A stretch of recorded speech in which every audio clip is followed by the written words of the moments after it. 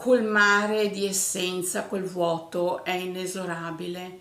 Quando l'assenza si sente, affiora la consapevolezza della perdita, che non è funesta perché c'è sempre chi con te non divide il pasto e quindi ti lascia sola a pensare che la vita ha un traguardo e si arriva a un atto che è fatto, è un dono che non evolve.